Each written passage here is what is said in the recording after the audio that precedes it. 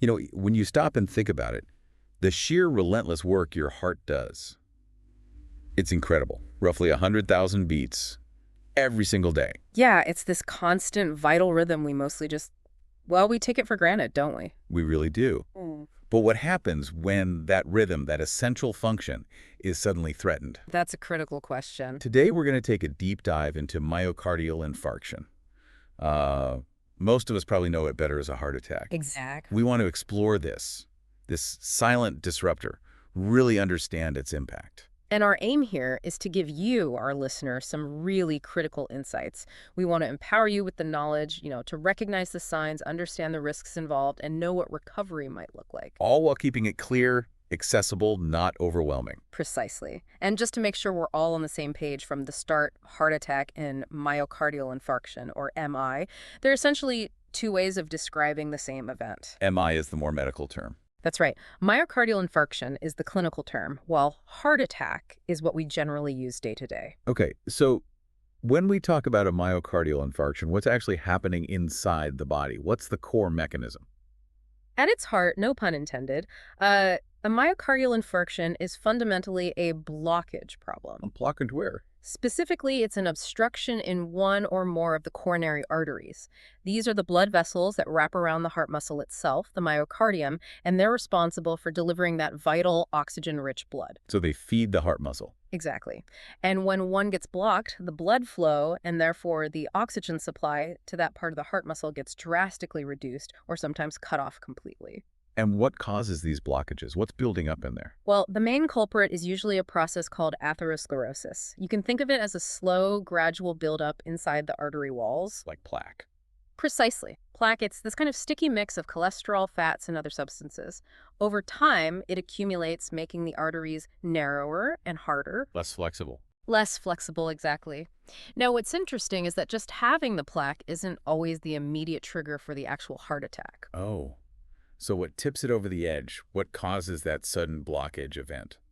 Often what happens is a piece of this plaque becomes unstable and ruptures. It sort of breaks open. Okay. When that rupture occurs, the body reacts like it would to any injury.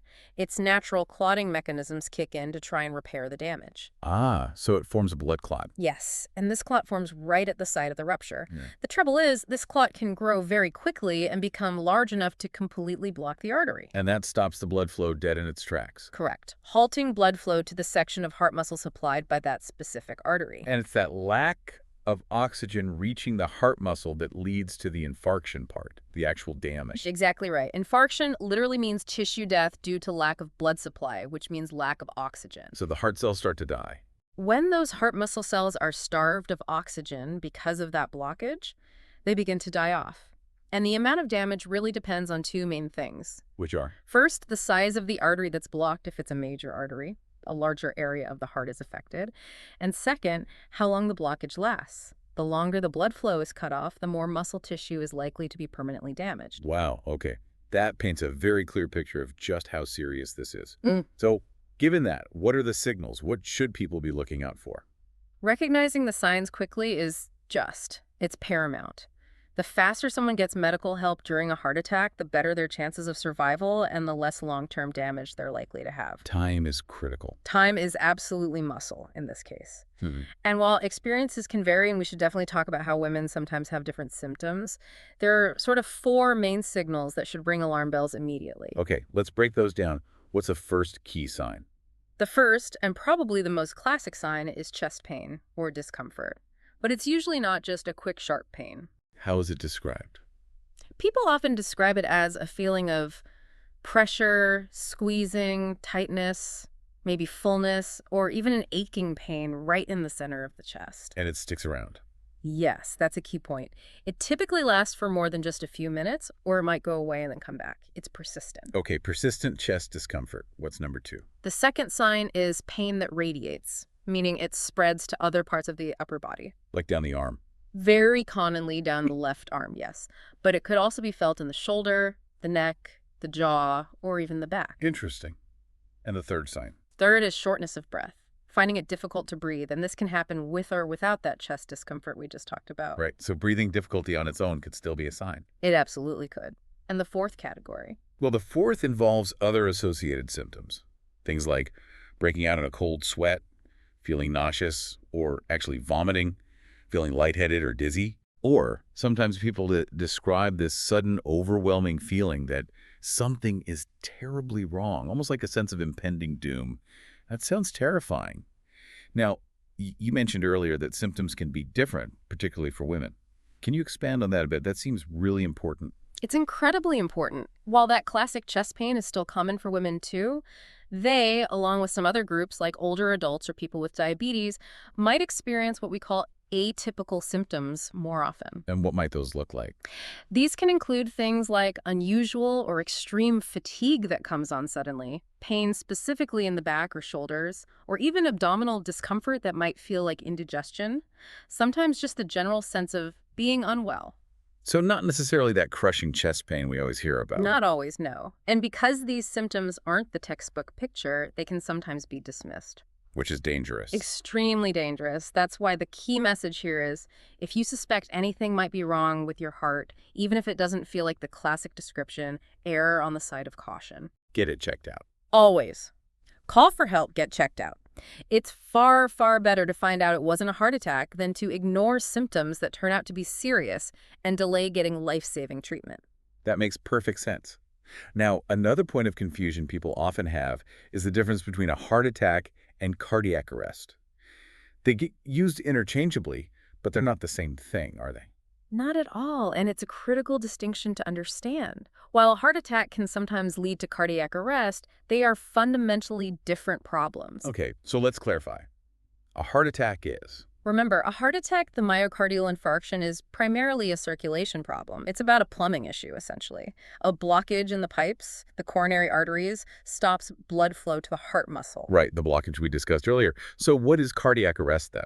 Cardiac arrest is different. It's best described as an electrical problem. Electrical? Yes. It's a sudden, abrupt loss of heart function.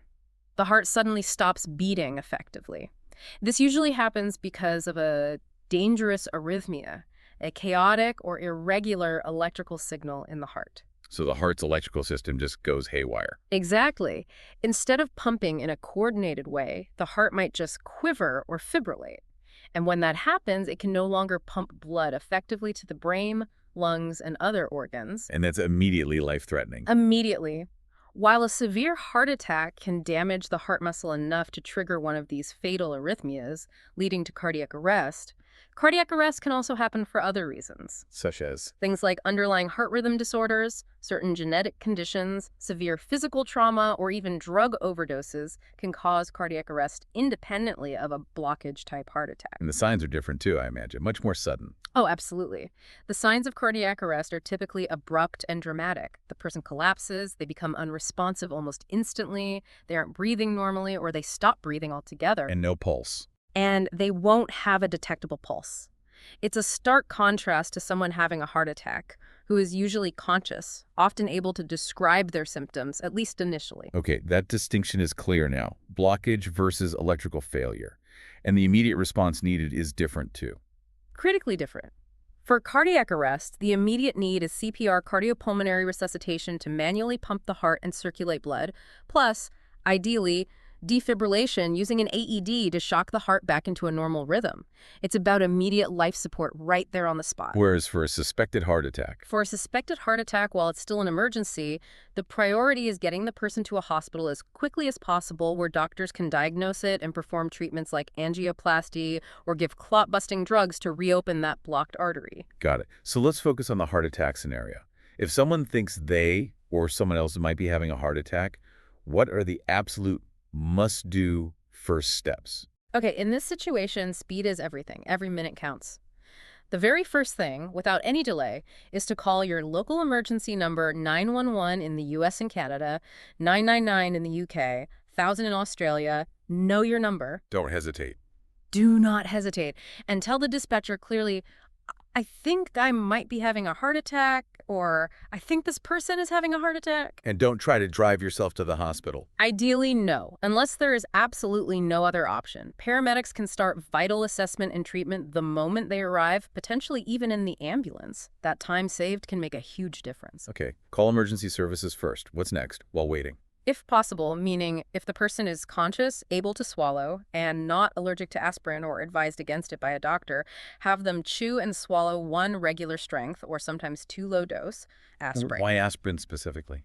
Aspirin is an antiplatelet medication. It helps to stop blood platelets from sticking together and making the blood clot inside the artery even bigger. And chewing it helps it work faster. Yes, chewing helps it get absorbed into the bloodstream much more quickly than just swallowing it whole. Good tip. Yeah. Okay, call 911, take aspirin if appropriate. Then what? Then, the key is to stay as calm and still as possible. Sit or lie down comfortably. Avoid any unnecessary movement or exertion, as that puts more strain on the heart. Just wait for help to arrive. And what if the person becomes unresponsive while waiting? If the person loses consciousness and stops breathing normally, that might mean they've gone into cardiac arrest. If you know CPR, you should begin chest compressions immediately and continue until help takes over or an AED is available. Okay, crucial steps. Now, let's say the person gets to the hospital. How do doctors actually confirm, yes, this is a heart attack? What tests do they run? There are several key tools they use. One of the very first and most important is an electrocardiogram, the ECG or EKG. The one with the sticky pads and lines on the screen. That's the one. It's quick, non-invasive, and it records the heart's electrical activity. It can often show very specific patterns that indicate a heart attack is happening or that blood flow is restricted. So it gives an immediate electrical picture. What else? Blood tests are also absolutely vital. When heart muscle cells are damaged or die during a heart attack, they release certain proteins or enzymes into the bloodstream. Like troponin. Exactly. Troponin is the main one they look for. Measuring the levels of these cardiac markers in the blood is a definitive way to confirm that heart muscle damage has occurred, and the levels can sometimes help estimate how significant the attack was. Are there imaging tests they might use too? Yes, definitely. An echocardiogram, which is basically an ultrasound of the heart, is often used. What does that show? It creates moving pictures of the heart so doctors can see its size, structure, and how well the different chambers and walls are pumping. They can often spot areas of the heart muscle that aren't contracting properly because they've been damaged. And what about seeing the blockages directly? For that, they might perform a coronary angiogram, also sometimes called cardiac catheterization. That sounds more invasive. It is. It involves inserting a thin tube, a catheter, into an artery, usually in the wrist or groin, and guiding it up to the heart's arteries. Then they inject a special contrast dye. And take x-rays. Exactly. The dye makes the arteries visible on X-ray images, allowing doctors to pinpoint the exact location and severity of any blockages or narrowings. Okay, so they use a combination of these tests to get the full picture and confirm the diagnosis. Once it is confirmed, what are the main treatment approaches? What's the goal? The immediate #1 goal is to restore blood flow to the blocked artery as quickly as possible. This limits the amount of damage to the heart muscle, and then to manage symptoms and prevent complications. How do they achieve that? Medications first. Medications are crucial right away. We already mentioned aspirin. Nitroglycerin is often given, usually under the tongue, to help relax and widen blood vessels, which can ease chest pain and improve blood flow a bit. What about tackling the clot itself? For that, there are powerful clot-busting drugs called thrombolytics or fibrinolytics. These can sometimes dissolve the clot that's blocking the artery. They're most effective if given very soon after symptoms start. Are there other meds involved? Oh, yes. Often things like beta blockers to slow the heart rate and reduce its workload, ACE inhibitors to help relax blood vessels, and pain relievers are used, plus anticoagulants or other antiplatelet drugs to prevent new clots. So a cocktail of medications. But often, they need to physically open the artery, right? That's where procedures come in? Correct. The most common procedure nowadays is called percutaneous coronary intervention, or PCI, but most people know it as angioplasty, often with stenting. How does angioplasty work? It's usually done during that angiogram we talked about. Once they find the blockage with the catheter, they can thread a tiny balloon through the catheter to the blocked spot. And inflate it. Exactly. They inflate the balloon, which pushes the plaque flat against the artery wall, widening the channel for blood to flow through again. And what's the stent part? Very often, after inflating the balloon, they'll deploy a stent. It's a tiny wire mesh tube that expands and acts like a scaffold to hold the artery open and prevent it from narrowing again. Some stents are even coated with medication to help prevent scar tissue buildup. That sounds quite effective and less invasive than major surgery. It is, and it's the preferred treatment in many cases, especially if it can be done quickly. But sometimes surgery is needed. You hear about bypass surgery. Yes, Coronary artery bypass grafting, or CABG pronounced cabbage, is the main surgical option. This is open heart surgery. And what does that involve? It involves taking a healthy blood vessel, often a vein from the leg or an artery from the chest wall or arm, and grafting it onto the coronary artery, bypassing the blocked section. Creating a detour for the blood flow. Precisely. It creates a new route for oxygen-rich blood to reach the heart muscle beyond the blockage. This is usually recommended for people with multiple severe blockages or sometimes if angioplasty isn't suitable or hasn't worked. Okay, so after the immediate crisis is managed with meds or procedures, the recovery phase begins. What does that look like? It sounds like it could be a long road. It is definitely a journey, and you're right, it requires patience, commitment, and often some significant lifestyle adjustments. A huge part of this is cardiac rehabilitation. What is cardiac rehab? It's a medically supervised program designed specifically for people recovering from heart events. It typically has three main parts: monitored exercise training to safely rebuild fitness, Yeah.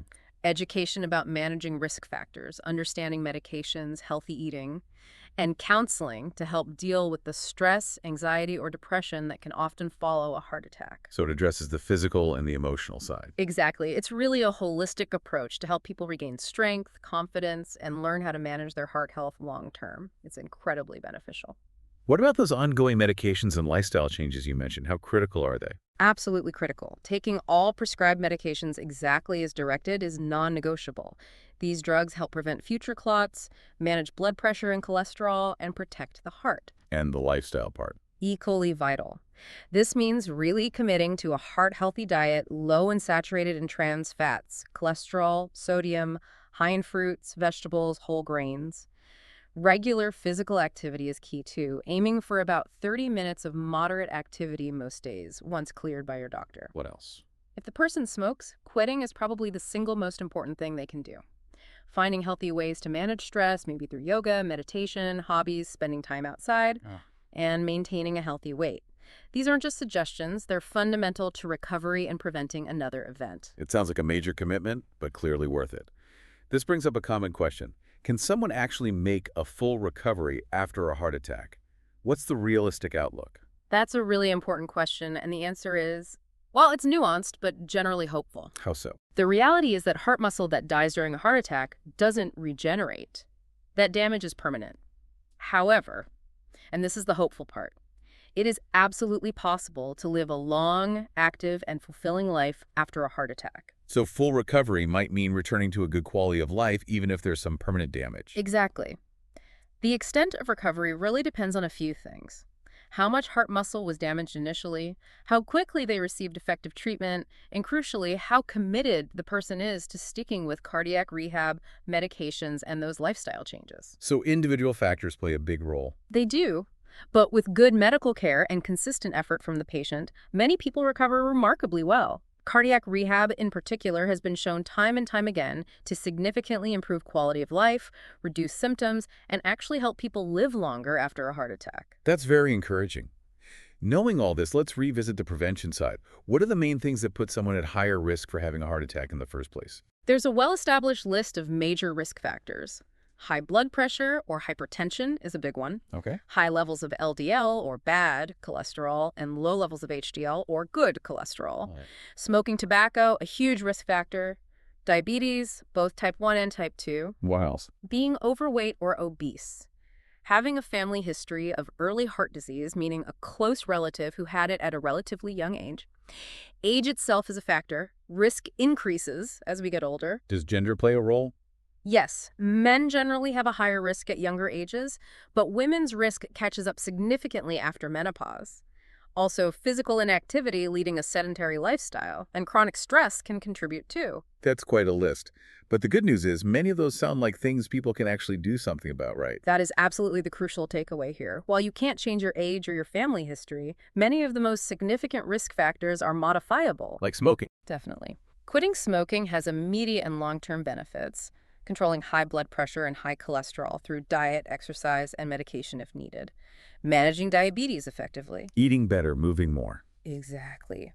Adopting that heart-healthy diet, getting regular physical activity, maintaining a healthy weight, finding ways to manage stress, all these things can dramatically lower your risk. So it really emphasizes the power of lifestyle choices and working with your doctor. Absolutely. Regular checkups are so important for screening for these risk factors, checking your blood pressure, cholesterol, blood sugar, and then making a plan with your doctor to manage anything that's out of line. Prevention is key.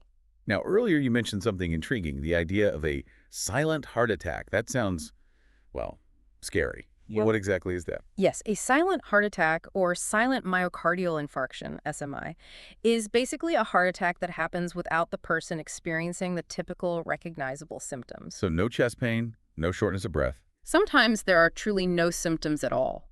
Or the symptoms might be very mild, vague, or atypical, so the person dismisses them or mistakes them for something else, like indigestion, fatigue, or maybe a muscle ache.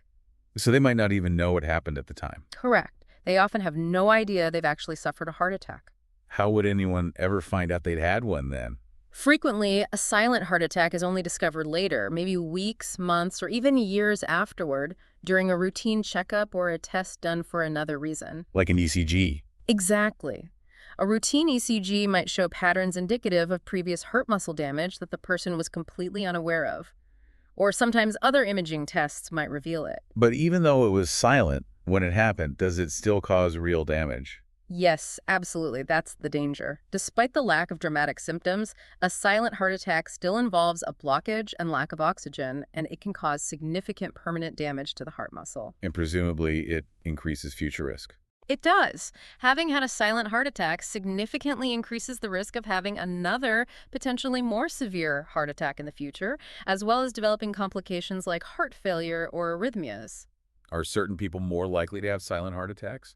Research suggests they seem to be more common in older adults, people with diabetes, possibly because nerve damage can affect pain perception. And also, interestingly, they appear to be somewhat more common in women than in men. Wow.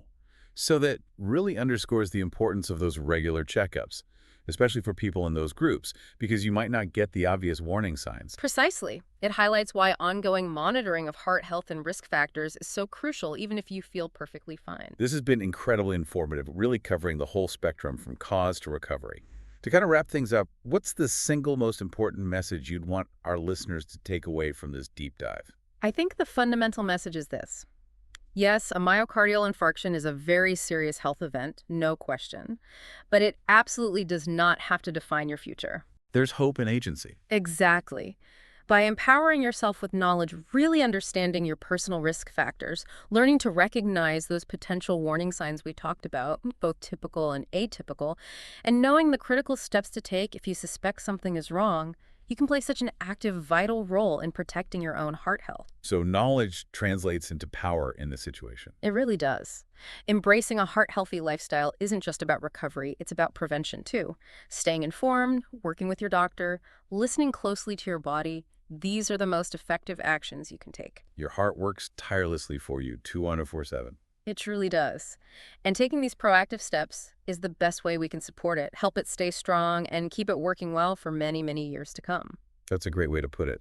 So as you, our listener, go about the rest of your day, maybe just take a moment to, appreciate that incredible organ beating away inside you, and perhaps ask yourself, what's just one small, manageable thing I can start doing, maybe even today, that moves me towards better heart health in the long run? Small steps add up. They really do. Often it's those consistent small efforts that make the biggest difference over time.